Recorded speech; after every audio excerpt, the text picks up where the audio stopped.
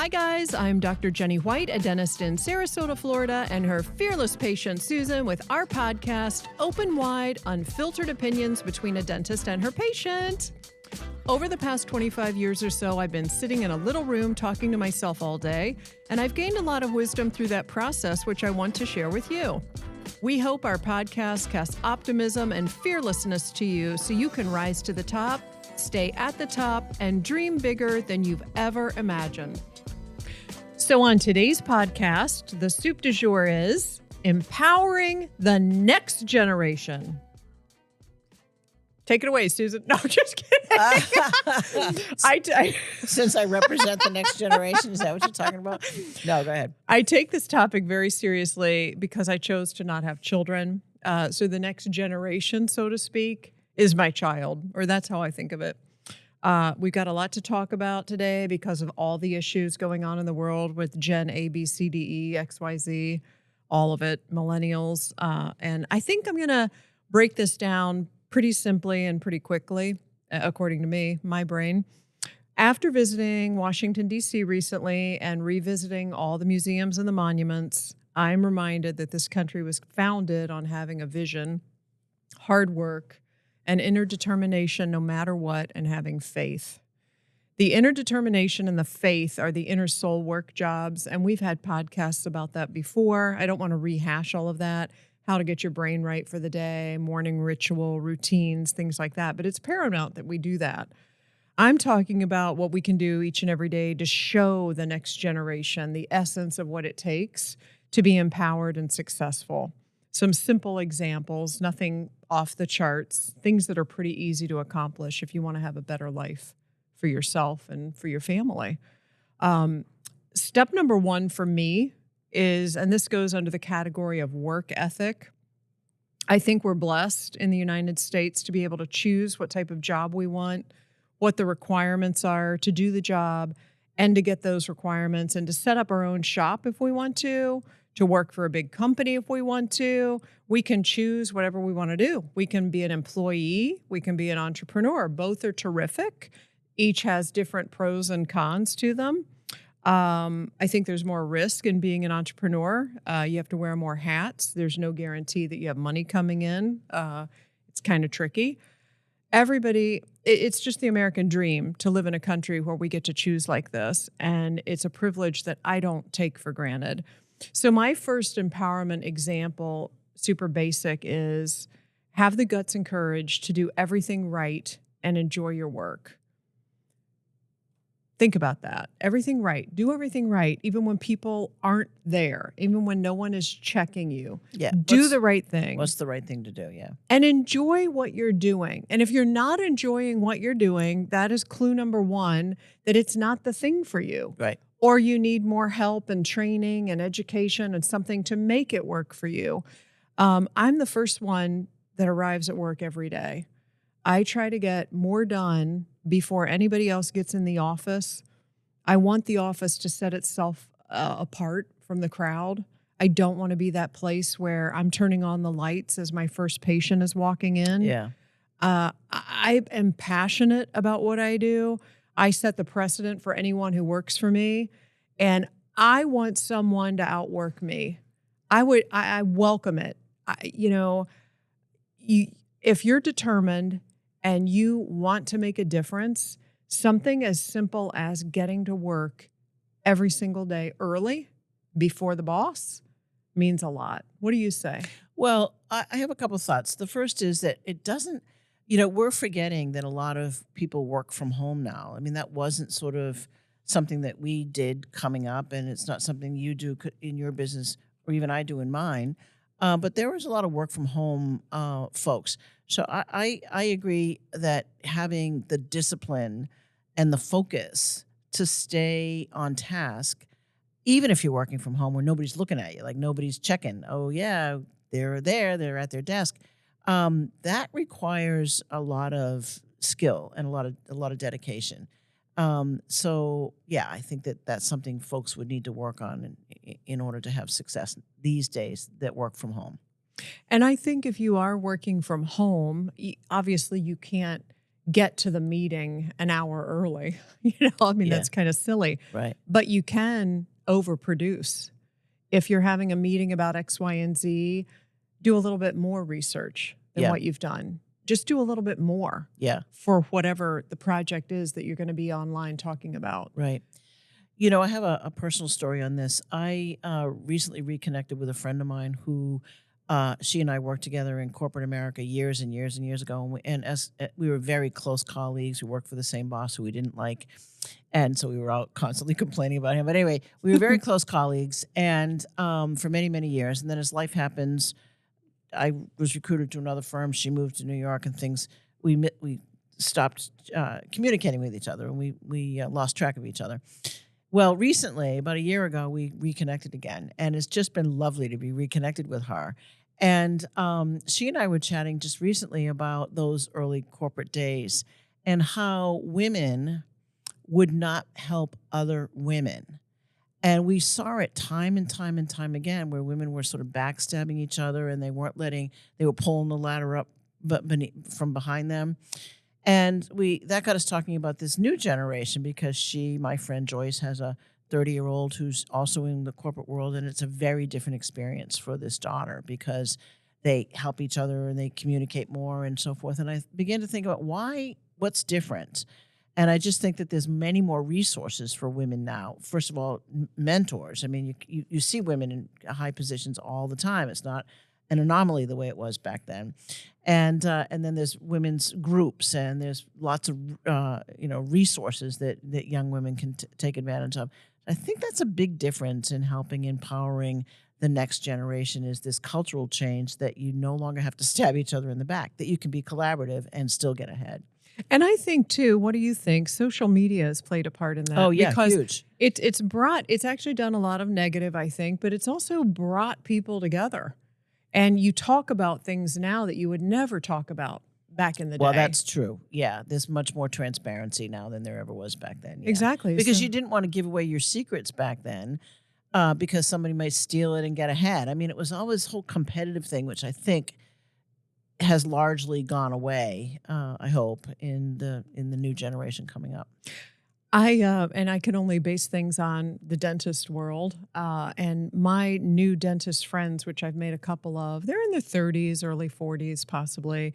And a lot of them are females. And I do not feel the competitiveness at all with them. Right. But when I was in my 30s and 40s and getting started, like 20s, 30s, whatever, it was competitive. You did not share what you were doing. Right. You did not do this. You did not do that. Guys actually were more willing to give up their secrets of their trade than women. It's probably like a women thing, versus a man thing. Right. Yeah. The jealousy, the competition. Yeah, I think that was certainly true for me, and it sounds like you had the same experiences. But I feel like for my first empowerment to empower the next generation, the hustle. You got to have the hustle. You got to get there early. You got to do a little bit more on the Zoom call. You got to, I don't know. It's just, what do you call that? You just show that you want it. You show that you're determined. We used to call it the it factor. Oh, that person has the it factor. And what is that? Well, you've just got a lot of things working for you, including all the elements you just talked about, that you show initiative, you put your head in the mind of the boss. Like, what does this boss really want? Yeah. And how can I produce for him or her? That's, I think, a big key. So I'm putting my mind in your mind right now, and I'm thinking, let's have a fabulous cocktail, Susan, and see what happens. Maybe it'll empower us. Okay, fantastic. Hang on one second. Okay, so the drink of the podcast today is called Paper Plane. That's actually the real name of the drink. And it's bourbon, Aperol, and a Italian Italian liqueur called Nino, and some lemon. And I love the name of it because, we are empowering the next generation, celebrating and empowering the next generation, and we want them to fly high. And so hence the name Paper Plane, the real name of the drink. So here we go. Here's Paper to the Plane. next generation.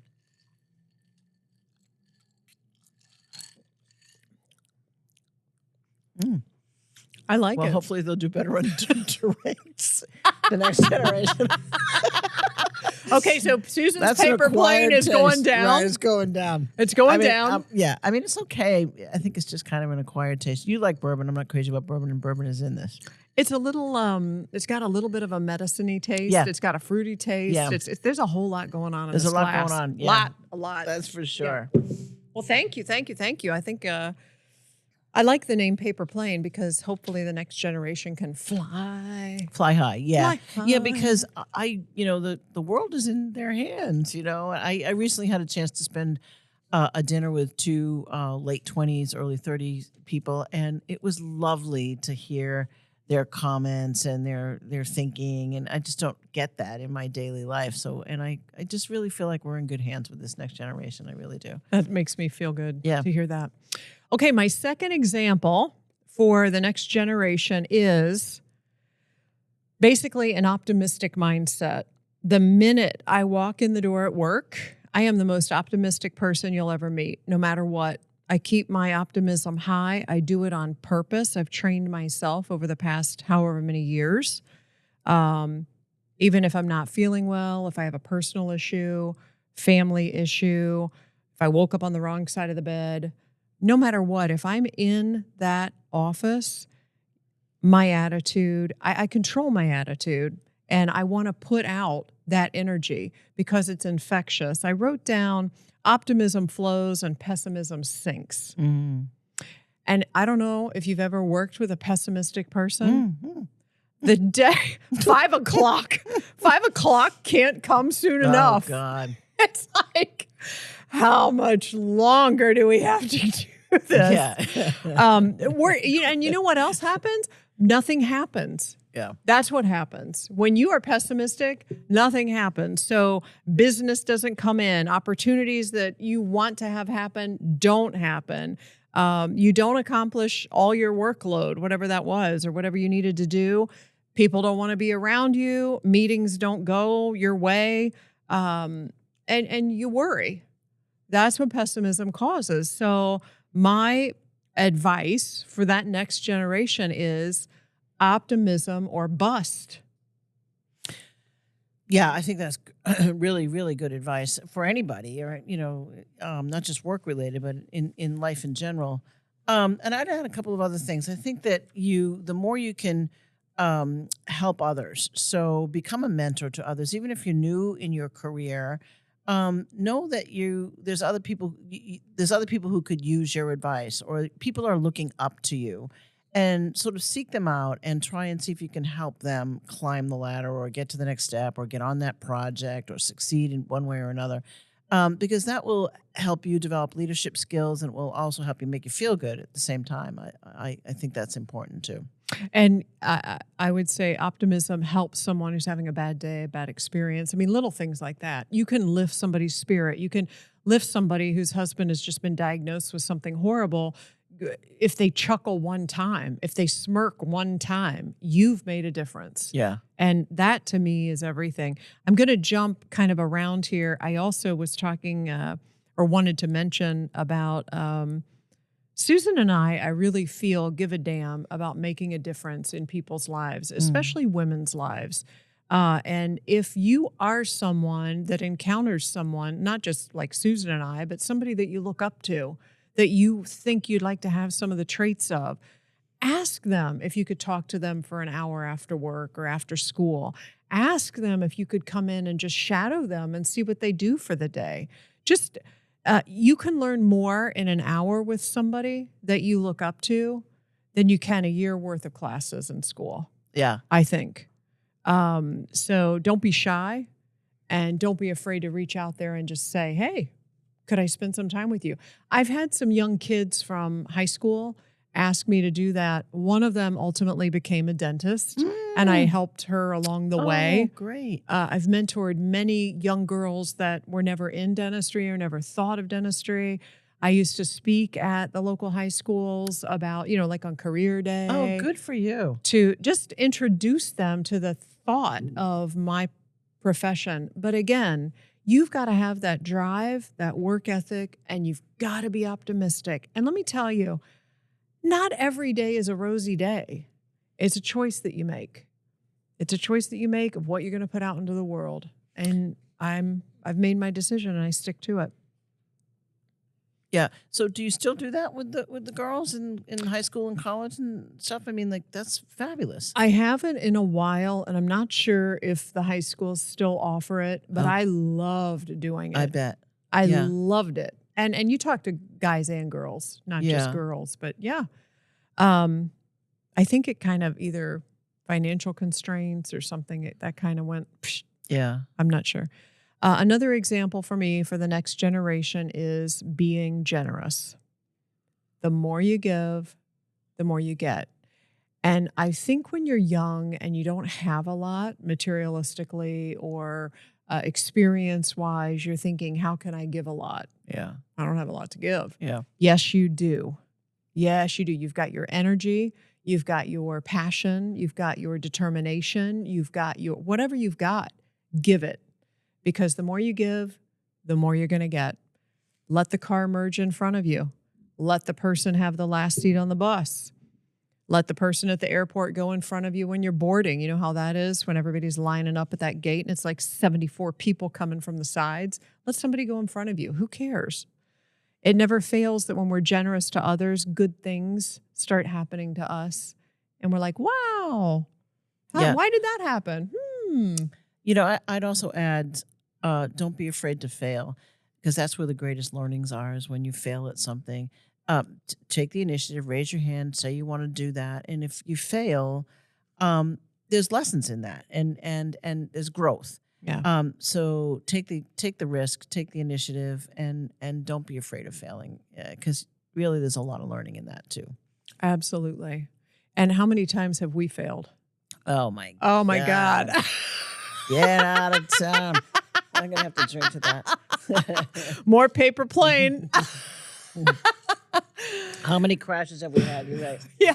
Yeah. But you pivot. You learn to pivot. You get back up, you pivot, you try something else, you turn, you pivot. Oh, that didn't work. Oh, you pivot. We've all done it in our own ways. But yeah, failure is a part of life. I listened to a podcast not too long ago where they were talking about the lonely road to growth, the lonely road to being all you can be. And sometimes it does get lonely, and sometimes things aren't going your way, and sometimes you're overwhelmed and you're having anxiety, and life just is coming at you and you're overwhelmed. And the gentleman said, and that's when you know you're on the right path. Yeah. When you are lonely, you are anxious, nothing's going your way, you are doing it. Yeah. And it will always right itself. It just always does. So, Right. The rainy days, sunny days come after rainy days, or whatever that expression is. Exactly. And Susan, I think to empower the next generation, we need to give them a little tip or a trick that they can take out there in the world, and it'll make them a better person. Okay. So I have been drinking this stuff called Dose. And Dose is for your liver, which, is important, to function, particularly since we're drinking cocktails right now. But anyway, it's mostly turmeric, but it's got lots of other things in it too. And I find that it's given me great energy. And I don't know, I just think I feel better on drinking it. So it's Dose, DOSE, for your liver. This is sort of a citrus flavor right here. It's got milk thistle, turmeric, and one other thing, I can't find it right now. But anyway, mostly milk thistle and turmeric. This is amazing because I just heard about this. Oh, Some yeah? other people were talking about it, saying how much they loved it, and Yeah. it's really helping them. Wow. And there's 0 sugar. And we get this, I guess, in the health food store. Actually, I ordered it online, but I noticed the other day, because I'm also doing this infrared sauna thing, which we can talk about some other time. But they're selling it at the infrared sauna place. But I ordered it online. Maybe you can get it at the grocery store. I just haven't seen it. Everything is on Amazon. Yeah, I know. I feel bad. I want to support the small businesses locally and go to the store and buy things, but it's damn easy at 2 a.m. to order what you need on Amazon. And to order what you don't need. And to order a lot of what you don't need. Yeah. Right. And yeah. then to get all these boxes. And then to feel guilty about all the boxes that come in. That's why I've invested in like paper and cardboard companies, because I order so many of them.